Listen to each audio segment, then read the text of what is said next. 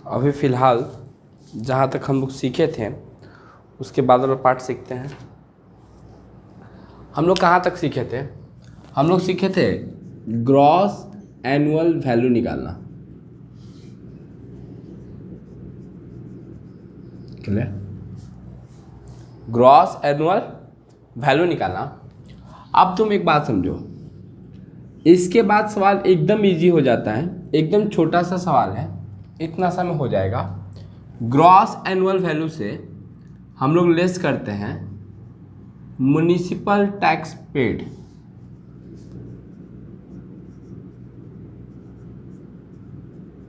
और पेड होना चाहिए ऑनर के द्वारा। किसके द्वारा पेड होना चाहिए? ऑनर के द्वारा पेड होना चाहिए। तो हम लोग यहाँ से म्युनिसिपल टैक्स पेड हम लोग कैलकुलेट करते हैं। Got it? Municipal tax paid by honour. मानो हम लोग मानते हैं कि ग्रॉस म्युनिसिपल वैल्यू हम लोग का आया 1 लाख। ग्रॉस म्युनिसिपल वैल्यू आया 1 लाख। म्युनिसिपल टैक्स पेड जो कैलकुलेट होता है वो होता है नेट म्युनिसिपल वैल्यू पे।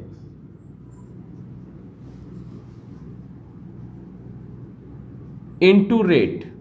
हम लोग का इस सवाल के लिए मान लो कि म्युनिसिपल वैल्यू है 50,000, उसका 10%। तो ये हो गया तुम्हारा 5,000 म्युनिसिपल टैक्स पेड। ठीक है? तो 1 लाख से 5,000 रुपये हम टैक्स दे दिए, तो मेरा बच गया 95,000। ये जो 95,000 आया, ये 95,000 आता है मेरा net municipal value, sorry net annual value, net annual value. ठीक है? शुरू से बोलते हैं क्या क्या किए। सबसे पहले ग्रॉस एनुअल वैल्यू निकालें, है ना? ग्रॉस एनुअल वैल्यू, फिर ग्रॉस एनुअल वैल्यू के बाद उसमें से म्युनिसिपल टैक्स लेस किए। म्युनिसिपल टैक्स लेस करने के बाद, है ना, जो आया वो हुआ net annual value. Net annual value से 2 चीज़ लेस होता है। नेट एनुअल वैल्यू से 2 चीज़ लेस होता है। एक होता है तुम्हारा स्टैंडर्ड डिडक्शन। याद करो सैलरी में कैसे स्टैंडर्ड डिडक्शन 50,000 रुपये डिडक्शन दे रहे थे। उसी तरह इनकम फ्रॉम हाउस प्रॉपर्टी में स्टैंडर्ड डिडक्शन होता है नेट एनुअल वैल्यू का, नेट एनुअल वैल्यू का 30%।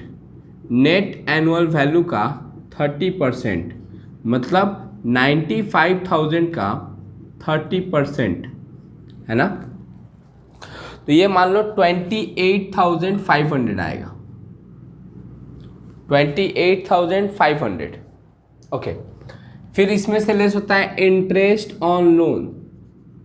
इसमें से क्या लेस होता है? Interest on loan. Interest on loan ये तुम लोग का पढ़ाएंगे थोड़ी देर बाद, है ना? इंटरेस्ट ऑन लोन सवाल में ऐसे ही दे दिया रहेगा। लेट सपोज कि सवाल में 21,500 का दिया हुआ है इंटरेस्ट ऑन लोन, है ना? तो 95,000 से 28,500 और 21,500 ये दोनों लेस करेंगे, है ना? तो लेस करने के बाद जो फिगर आएगा वो हो जाएगा मेरा 45,000। ये आया taxable income from house property.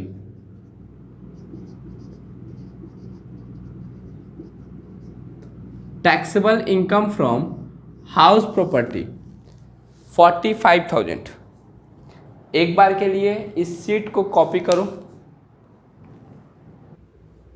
जो इंटरेस्ट ऑन लोन होता है या फिर जो स्टैंडर्ड डिडक्शन होता है उन लोग का सेक्शन है, सेक्शन 24A स्टैंडर्ड डिडक्शन का और इंटरेस्ट ऑन लोन का 24B।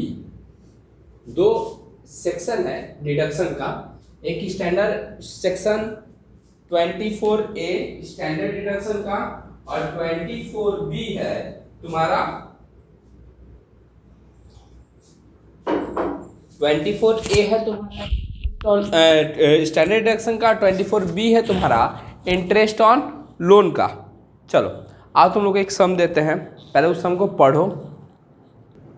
क्वेश्चन क्या है, doctor B Sharma is the owner of house in Kolkata.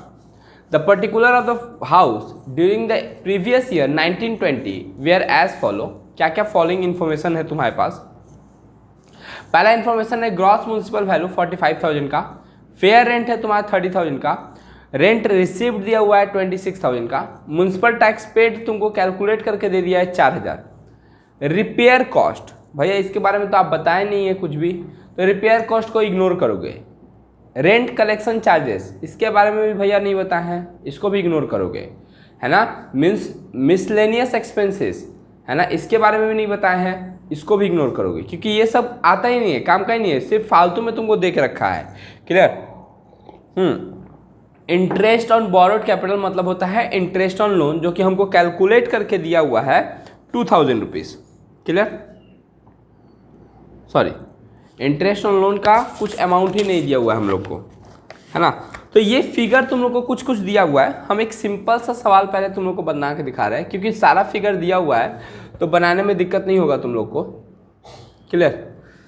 अब सबसे पहले तो हम लोग इसको इरेज करते हैं क्योंकि हमको तो पहले ग्रॉस एनुअल वैल्यू कैलकुलेट करना होगा, और उस ग्रॉस एनुअल वैल्यू के लिए उस सम में था क्या क्या। मेरे पास था ग्रॉस म्युनिसिपल वैल्यू, है ना,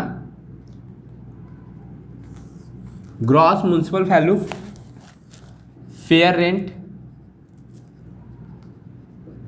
है ना, फिर स्टैंडर्ड रेंट आता है जैसे कि हम तुम लोग को बताए हैं, उसके बाद था रेंट रिसीव,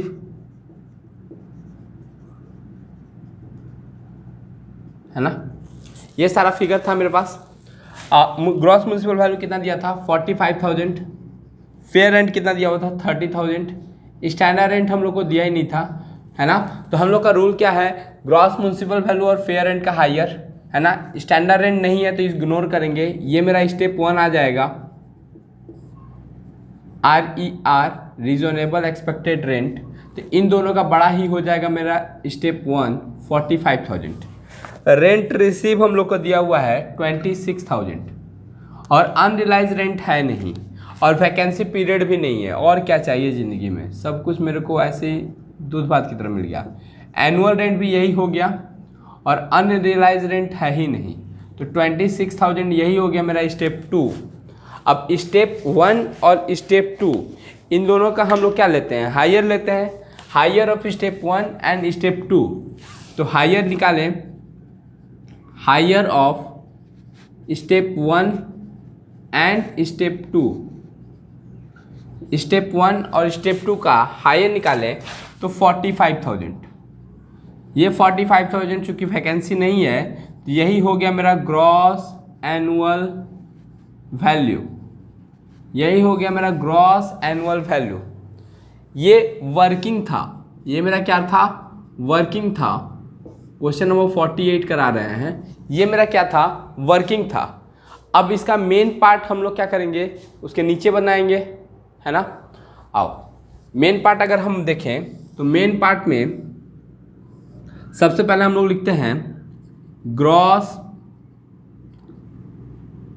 एनुअल, जहाँ पे ये खत्म हुआ वहाँ से ये शुरू होता है, वैल्यू। ग्रॉस एनुअल वैल्यू हम लोग कितना कैलकुलेट कर लिए हैं 45,000, ठीक है। इसमें से हम लोग लेस करते हैं municipal tax paid, municipal tax paid, municipal tax paid दिया हुआ है हम लोग को 4,000, कैलकुलेट करके दिया हुआ है, तो अब अपना ज्ञान मत लगाने लगना कि हम कैलकुलेट करेंगे, ठीक है। तो आएगा 41,000, ये आया net annual value.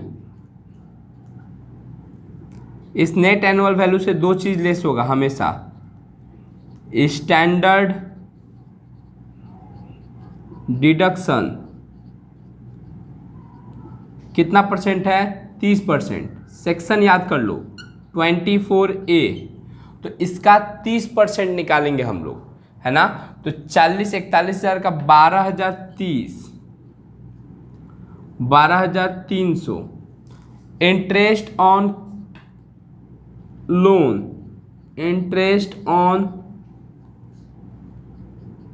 Loan section 24B, ये हम लोग को कुछ भी नहीं दिया हुआ है, नील दिया हुआ है।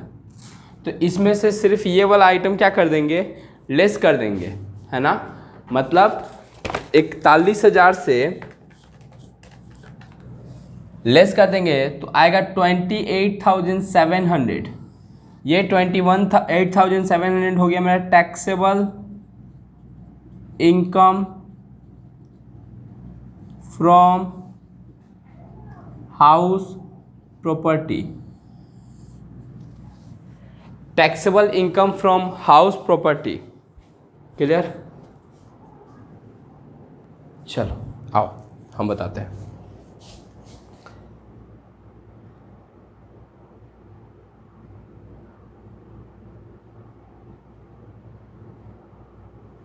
ठीक है, क्या क्या दिया हुआ था हम लोग को। हम लोग को ग्रॉस म्युनिसिपल वैल्यू दिया हुआ है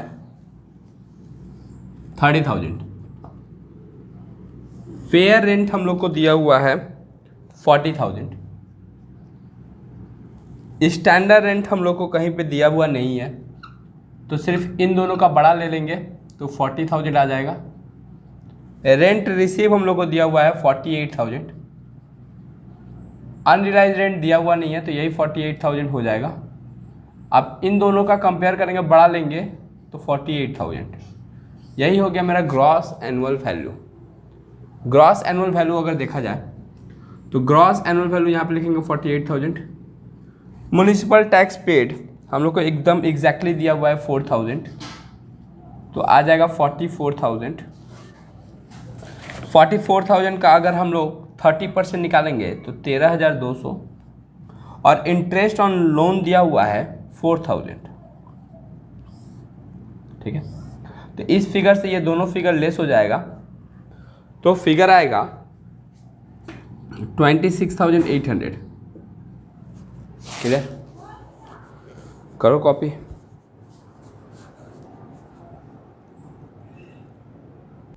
calculation of municipal tax paid, municipal tax paid. देखो, म्युनिसिपल टैक्स पेड करने का 2-3 कंडीशन है। कंडीशंस क्या क्या है। कंडीशन पहला ये है कि इट मस्ट बी पेड,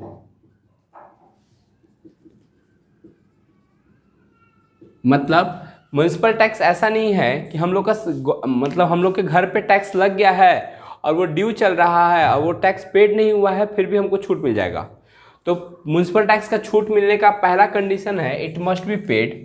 दूसरा कंडीशन है it must be paid by, it must be paid by owner. दूसरा कंडीशन है कि ये जो पेमेंट होना चाहिए ये मालिक के द्वारा होना चाहिए। ये नहीं कि टेनेंट पेड कर दिया तो मालिक को छूट मिल जाएगा, ऐसा नहीं होगा। म्युनिसिपल टैक्स का छूट तभी मिलेगा जब वो खुद मालिक जाके उसका क्या किया होगा, पेमेंट किया होगा, तभी म्युनिसिपल टैक्स का छूट मिलेगा। अदरवाइज म्युनिसिपल टैक्स का छूट मिलने वाला नहीं है। क्लियर। अच्छा, कैलकुलेशन बात करें, टेंटर जो है वो टेनेंट जो है वो आकर तुम्हारे बदले में पेमेंट कर दिया है तो तुमको डिडक्शन नहीं मिलेगा म्युनिसिपल टैक्स का।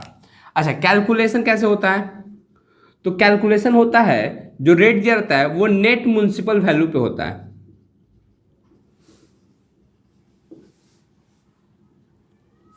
Into rate, net municipal value into rate. अब बात आता है कि नेट म्युनिसिपल वैल्यू भैया हम कहाँ से लाएंगे। हमको तो सवाल में ज़्यादातर सवाल में क्या दिया रहता है, ग्रॉस म्युनिसिपल वैल्यू दिया रहता है। तो तुम ऐसा समझो कि ग्रॉस म्युनिसिपल वैल्यू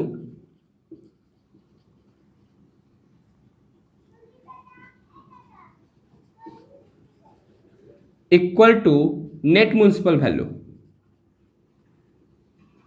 लेकिन ये सब जगह के लिए नहीं,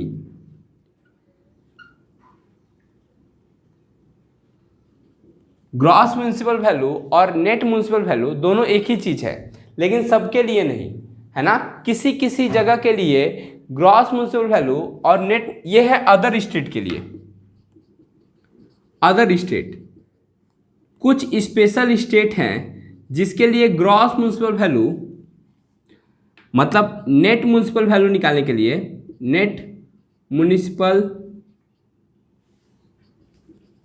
value equal to gross municipal value into 90%। किसी किसी स्टेट में, है ना, याद है बचपन में तुम लोग को KMDA सिखाए थे, KMDC, कलकत्ता, मुंबई, दिल्ली और चेन्नई, है ना।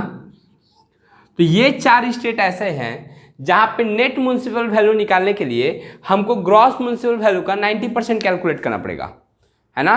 और अदर स्टेट के लिए जो ग्रॉस म्युनिसिपल वैल्यू है वही मेरा नेट म्युनिसिपल वैल्यू है ना। ये कॉपी करो एक बार।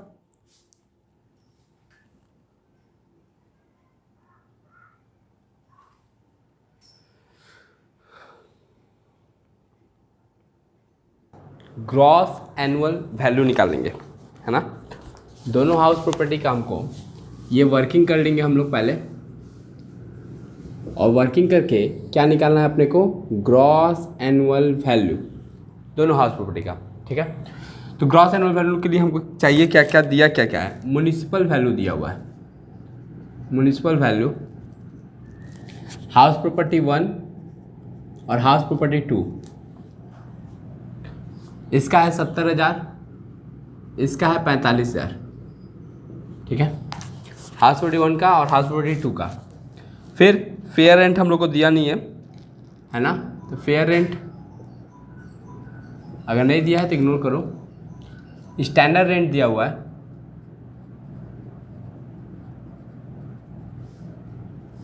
स्टैंडर्ड रेंट कितना कितना है, इसका दिया हुआ है 65,000 और इसका दिया हुआ है कुछ भी नहीं।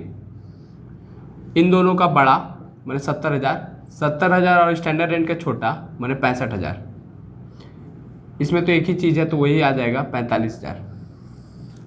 ये आ गया स्टेप 1, है ना, रीजनेबल रेंट।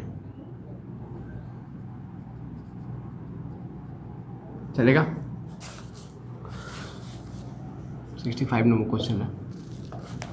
उसके बाद अब स्टेप 2 के लिए चाहिए हमको एनुअल रेंट, एनुअल रेंट, और हमको दिया हुआ है रेंट रिसीव और वैकेंसी पीरियड है 2 मंथ का। तो फॉर्मूला था रेंट रिसीव बाई 10 × 2, है ना। तो रेंट रिसीव है 50,000 डिवाइड बाई 10 × 2, ठीक है, तो आएगा 60,000 पहला का, और दूसरा का रेंट रिसीव लिया हुआ है लेकिन उसमें वैकेंसी पीरियड नहीं है, तो जो रेंट रिसीव है वही हो जाएगा यहाँ पे 60,000। क्लियर, ये आएगा step 2, annual rent minus unrealise rent. तो इसका 60,000, इसका भी 60,000। अब दोनों में कंपेयर करेंगे बड़ा कौन सा है ना। हायर ऑफ स्टेप 1 और 2, इन दोनों का बड़ा 65,000, इन दोनों का छोटा बड़ा 60,000। अब देखो रेंट फॉर वैकेंसी लेस तो होगा नहीं। रेंट फॉर वैकेंसी क्यों नहीं लेस होगा, क्योंकि रेंट फॉर वैकेंसी तभी लेस होता है जब स्टेप 2 इज़ हायर। यहाँ पे तो स्टेप 1 हायर है, तो यहाँ पे रेंट फॉर वैकेंसी होगा नहीं और यहाँ पे वैकेंसी था नहीं, तो यही हो जाएगा 65,000 और 60,000 मेरा ग्रॉस एनुअल वैल्यू। ये 65,000 और 60,000 ही मेरा क्या हो जाएगा, gross annual value, gross annual value. चलेगा, ये आ गया मेरा ग्रॉस एनुअल वैल्यू।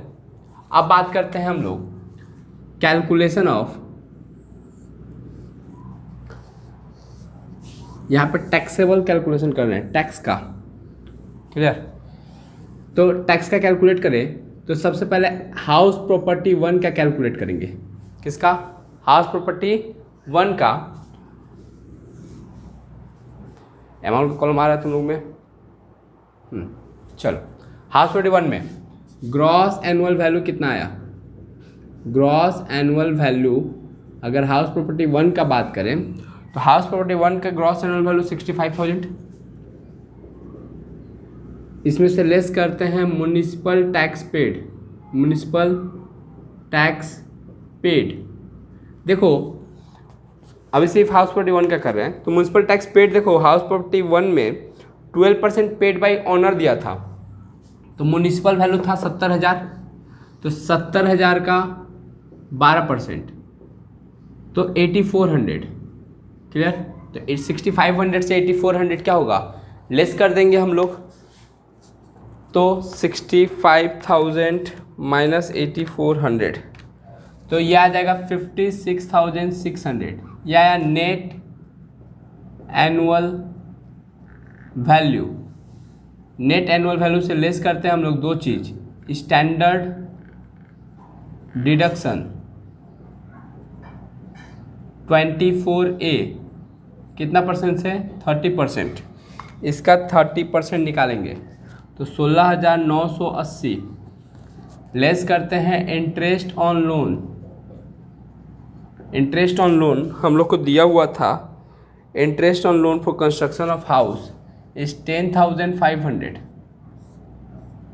ये दोनों चीज़ लेस करेंगे 56,000 में से,